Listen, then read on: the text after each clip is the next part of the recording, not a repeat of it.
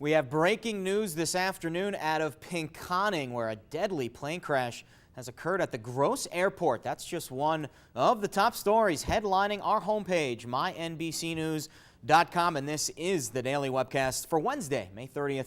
I'm Jared Smith.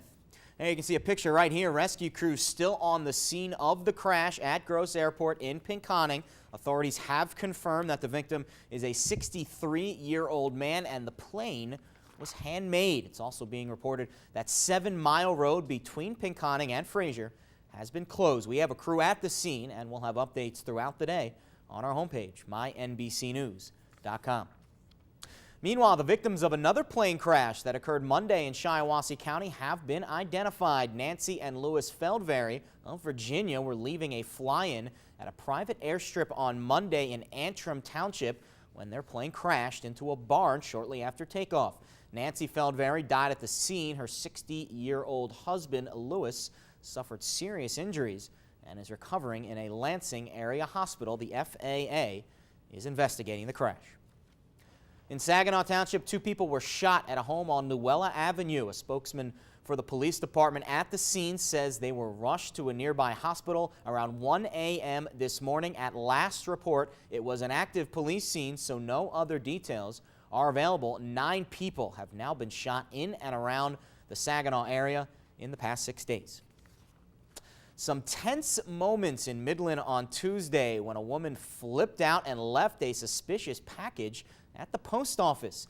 Police say yesterday a woman started yelling profanities when she was told how much it would cost to mail her package. Postal employees tried to get the woman to leave with her box, but she refused and continued to scream and took off. An off-duty officer was able to get the woman's license plate, but she does not live in the area. The package left behind had an out-of-state sender and return address, so authorities are taking safety precautions. Just to be err on the side of caution, we decided to contact, block off some roads. The business was closed that time, and just for public safety purposes and to keep the community safe, we decided to, take some precautionary measures, and we called in the Michigan State Police bomb squad. Turns out the package just had clothes in it. Later on Tuesday afternoon, police said they learned the woman bought the box at the Auburn post office and believed postage was included in the price of the box, which apparently led to her irrational behavior. Police have yet to actually talk to the woman.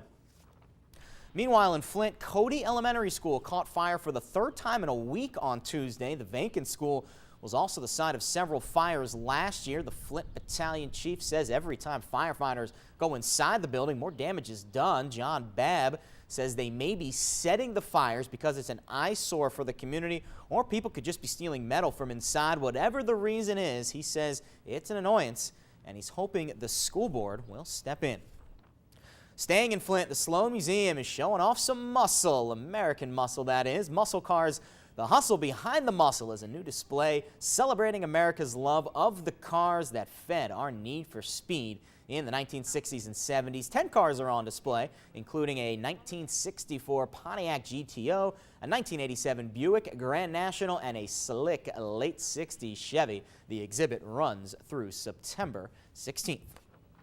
In sports, it was an exciting day at Grand Blanc High School on Tuesday as 5 students signed their letters of intent to go play college athletics. Kelsey Cunningham, who plans to play soccer at Siena Heights University, her teammate Alexis Lauren will join her there. Alexandra Gagny, another varsity soccer player, will play at Saginaw Valley State. Heather Roberts is heading to Mott Community College to play volleyball, while, get this, Marissa DiPonio is going to the University of Alabama for bowling. She's a 3-year varsity letter winner at Grand Blanc. All the girls say they're excited for the next chapter in their lives.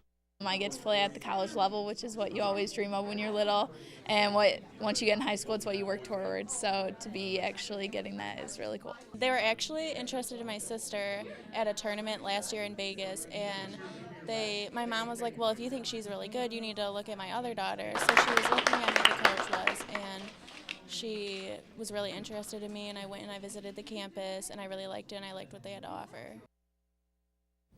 And for more on the top stories of the day, you can log on to our homepage. You can see it, the monitor right here. It's mynbcnews.com. And don't forget, chime in on what you read by logging onto our Facebook page, NBC 25 News, or you can find us on Twitter at NBC_25. Hope that's it for today's news and sports headlines here on this Wednesday. Time now to check in with Janet Van Winkle, who's got a look at today's forecast. Janet?